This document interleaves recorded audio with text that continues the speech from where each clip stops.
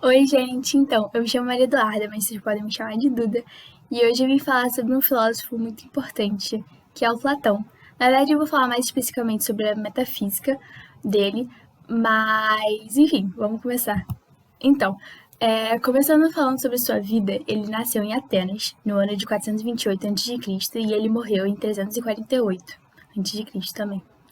É, ele foi um filósofo grego no período clássico, como eu mencionei, ele vai ser muito importante. E ele foi o fundador da Academia de Atenas. E também um fato muito importante na sua história é que ele foi aluno de Sócrates. Então, muitas das ideias de Sócrates vão estar também presentes na filosofia do Platão. Ele foi muito importante para o cristianismo medieval, porque ele foi considerado como uma referência, e seus textos eles têm uma divisão etária entre juventude, maturidade e velhice. Bom, mas agora falando mais especificamente sobre o método do Platão, ele, como eu disse antes, tem muitas marcas tem muitas marcas de Sócrates, do pensamento socrático, na filosofia do Platão. E uma delas é o método, que o Sócrates costumava usar o método de perguntas e respostas, e Platão vai usar isso, mas ele ainda vai avançar para dialética. E, além disso, ele também vai conseguir agregar, ele vai juntar a filosofia de Parmênides, que Parmênides acreditava que no mundo não existia movimento, porque ele considerava que o que e o que não é, não é. Então, ele acreditava que não existia movimento. Já Heráclito, ele vai acreditar que o mundo está em constante movimento mas mesmo assim é um mundo imperfeito e isso é o mundo que a gente vive. E Platão vai conseguir unir essas duas ideias na sua metafísica, mas ele vai unir de uma forma que a filosofia de Parmênides vai ser o mundo das essências e a filosofia do Heráclito vai ser o mundo que a gente vive, o mundo o mundo físico, o mundo sensível. Então, agora falando sobre esses planos que eu estava mencionando antes, os mundos. Então, é como se a gente tivesse dois mundos em que o mundo que a gente vive é como se fosse uma cópia do mundo das essências, das ideias, das formas, que é como se fosse um mundo mais verdadeiro. E então a gente vai ter esse mundo que a gente tem as essências, que é onde tudo é mais verdadeiro e que a gente só consegue acessar pela inteligência. E aí a gente vai viver apenas nesse mundo que vai ser a cópia desse mundo que na verdade seria o mais verdadeiro. Então, o plano metafísico, que é o mundo insensível, que eu disse antes, que vai ser o mundo que vai levar mais a filosofia do Parmênides, que é onde tudo é imutável, ou seja, não é um movimento, assim como o Parmênides defendia, e é perfeito. E seria o mundo das ideias, que as ideias são consideradas unas, eternas e imóveis, das ideias, das formas, das essências. Então, é o mundo que seria mais verdadeiro, porque só existem as ideias, que é como se fosse algo fixo.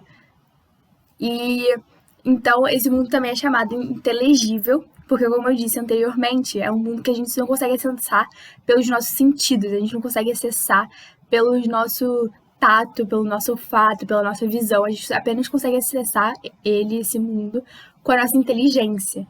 E por isso que seria um mundo insensível e um mundo inteligível.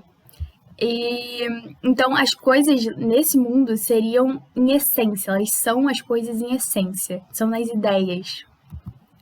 Mas agora falando sobre o mundo sensível, que é o plano que a gente vive, é o plano físico, é onde tudo é mutável e imperfeito, como Heráclito defendia, que é o mundo onde a gente vive, que as ideias elas são uma cópia desse mundo das essências.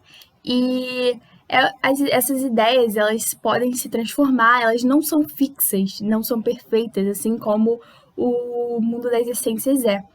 Então, e nesse mundo a gente consegue acessar pelo nosso, como eu tinha dito, né, pela nossa visão, pelo nosso olfato, tato.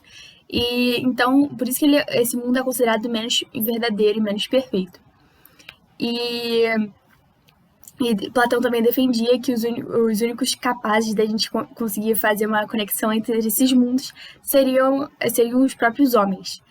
E uma grande diferença, assim, para mentalizar, a grande diferença entre o plano físico e o plano metafísico é que no plano metafísico as coisas são em essência. E no plano físico as coisas estão, porque elas podem se transformar ainda. E agora dando um exemplo, assim, para ficar mais claro. É como se a gente tivesse várias cadeiras, a gente pegasse todas as cadeiras do mundo e simplesmente queimasse todas, as cadeiras desaparecessem. Mas a gente ainda conseguiria lembrar qual é a forma da cadeira, a gente conseguiria lembrar a ideia da cadeira. E alguém simplesmente poderia pegar madeira e construir uma nova cadeira, porque a ideia da cadeira ainda ia continuar lá. Então é isso que o Platão defende, que a gente ainda teria a ideia mesmo que o físico não estivesse mais ali.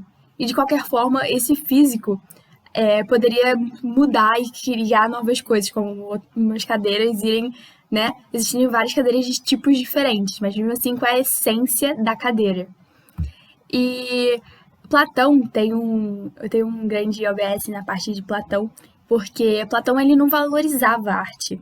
Porque, como eu estava dizendo antes, Platão considera o mundo como se fosse o mundo que a gente vive, como se fosse uma cópia do mundo das essências. Então, a arte seria a cópia da cópia. Por quê? Porque se a arte copia o mundo real dizendo o mundo que a gente vive, mas para Platão o mundo real que a gente vive é uma cópia do mundo das essências, isso seria só uma cópia da cópia. Então, para ele não fazia sentido, ele não valorizava simplesmente a arte. Mas agora, falando sobre a alegoria da caverna, que é muito presente na sua metodologia, nas suas ideias, na ideia de Platão, é que a alegoria da caverna, na verdade, é uma tentativa de explicar a lógica dos dois mundos. Então, para Platão, ele acreditava que a humanidade, agora olhando para essa imagem aqui, a gente se encontrava aqui, nessa partezinha aqui. É como se nós fôssemos esses homens aqui e nós estivéssemos olhando as sombras. A gente estivesse olhando apenas o reflexo dessas imagens aqui, dessas formas. E para ele, a gente deveria sair, a gente deveria ir ver o mundo de fora, a gente deveria ir ver a luz, a gente deveria ver de onde essas sombras são feitas. Então, para ele, a gente estava apenas observando as cópias, como é o mundo físico. Mas ele considera que a gente conseguiria fazer isso apenas com a inteligência. Só que seria, de qualquer forma, para descobrir a verdade por meio da inteligência, seria algo muito doloroso, porque a gente estaria saindo da nossa zona de conforto, de observar as sombras, a gente teria que percorrer todo esse caminho aqui, falando... Calma aí. A gente teria que percorrer todo esse caminho aqui, e seria algo muito novo, muito doloroso, já que a gente teria que conhecer a verdade, sendo que a verdade nunca é algo confortável, mas é algo realmente necessário para a gente conhecer. E agora, fazendo o que criticam sobre a metafísica de Platão, é que o Platão ele era muito unilateral. Platão... Calma aí, é melhor cortar, né? O que criticam na metafísica do Platão é que ele é muito unilateral.